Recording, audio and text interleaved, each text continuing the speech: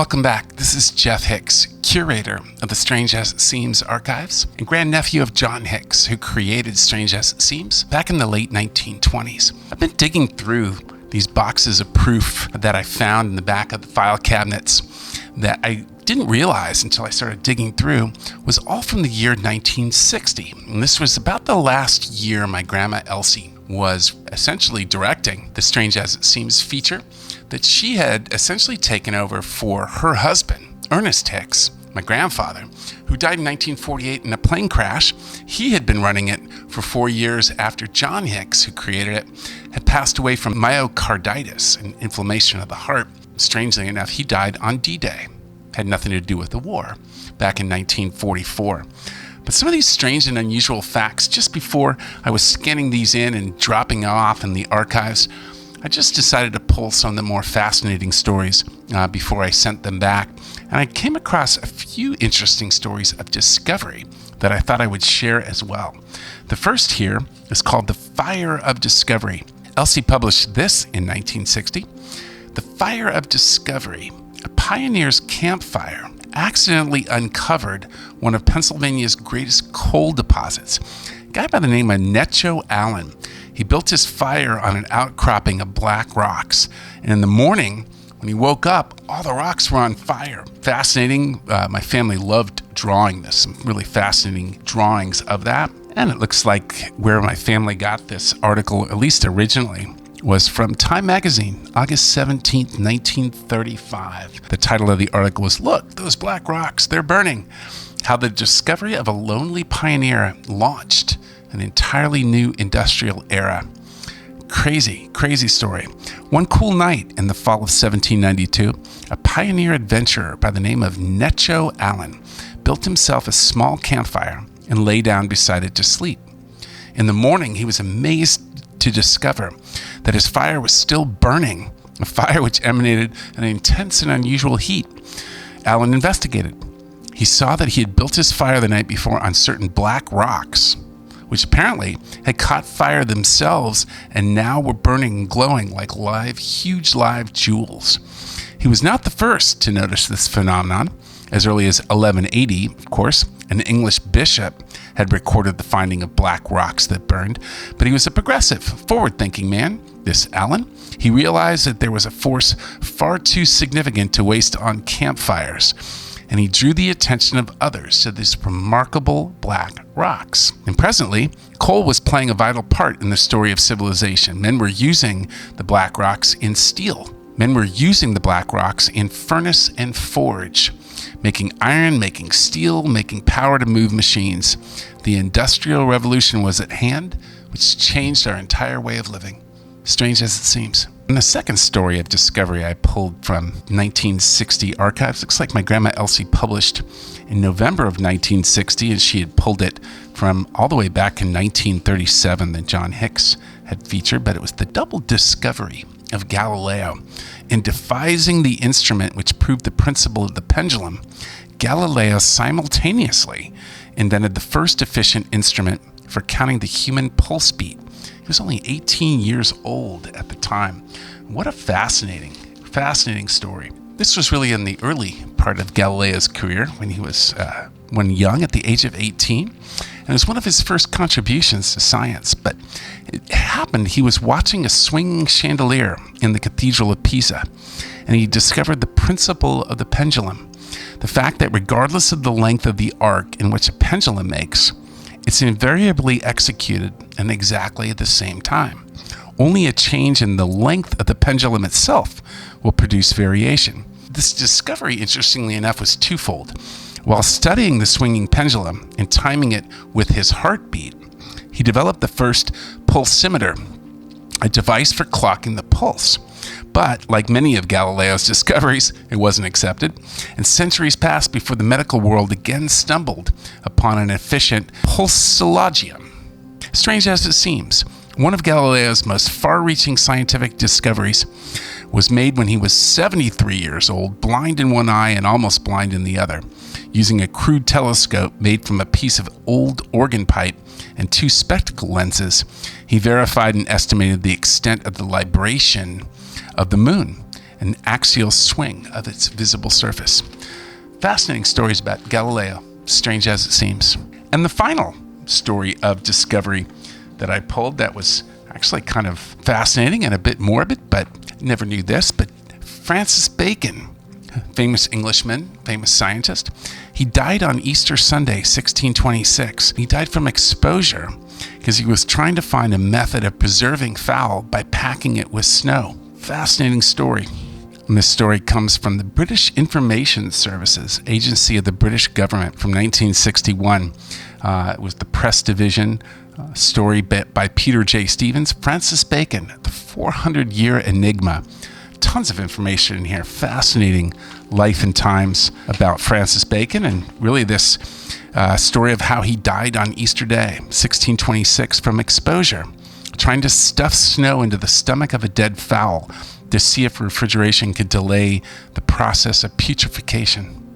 But in the vein of scientific discovery, really 1960-61 was a pretty fascinating year of scientific discovery, kind of in and of itself. My grandma Elsie got a lot of information, a lot of stories from the scientific journals of the day. We have the invention here of Microsurgery, a 3-man heart research team that developed an operating technique so precise as many as 20 to 25-minute stitches may be taken. This is the first time they joined blood vessels, all with the aid of a microscope.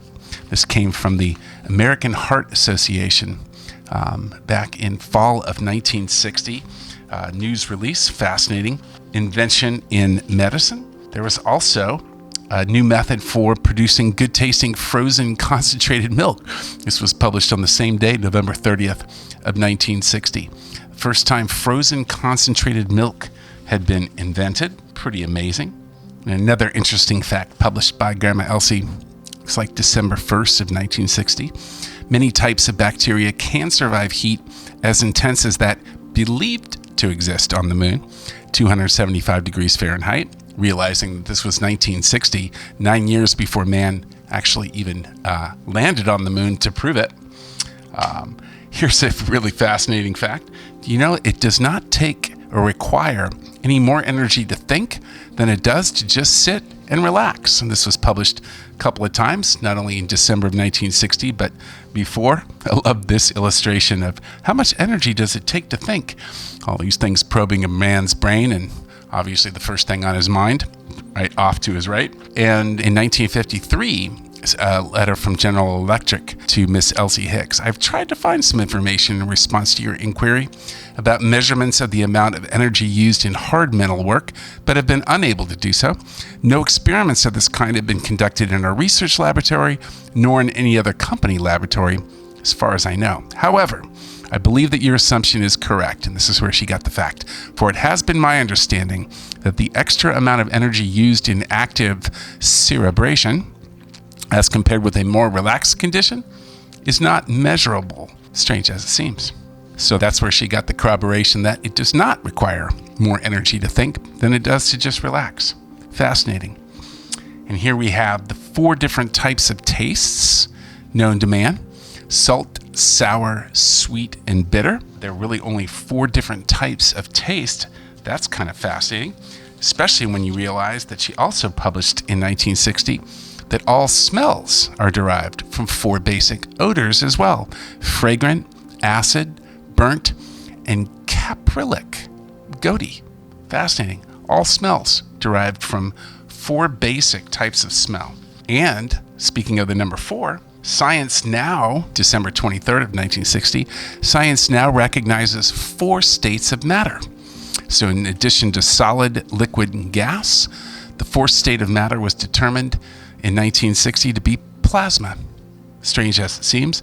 Fascinating letters here from readers and fans of Strange as it seems. Dear Ms. Hix, in one of your features recently, in the paper, you stated there are 4 states of matter, including plasma. I'd like to know a few more facts about this. A similar letter from Wayne Wolford, and another handwritten letter from Georgina Fakuzaki, and this one printed on Pioneer Grain and Seed, or written on Pioneer Grade and Seed from Judy Muller in your December 23rd issue of the Arkansas Democrat. In the feature of Strange as It Seems, you stated that science now recognizes 4 states of matter, now including plasma. Would you please send me some further information? And she did. She referenced it from this, which was actually Boeing magazine, interestingly enough. Airplane manufacturer Boeing, the Boeing Scientific Research Labs. That's where she got the fact. At very high temperatures, air or any gas has radically different properties. Electrons are stripped from the atom, changing the chemical properties. This ionized gas, a more or less uniform mixture of free electrons and nuclei, is now called plasma. A plasma has been referred to as the 4th state of matter, solid, liquid, gas, and plasma.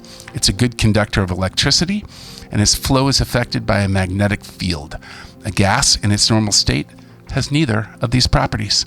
So at the moment in science when a 4th state of matter was created, which was plasma, strange as it seems. And we have the U.S. Army Signal Corps, their new radio central, can transmit and receive voice facsimile and teletype messages. Fascinating story from science there. Also, wow, from the Corning Glass Works in Corning, New York, and glass so strong you can drive spikes of wood with it. Glass piping, specially tempered, here from General Electric and Corning Glass Works from Corning, New York in the late 1940s.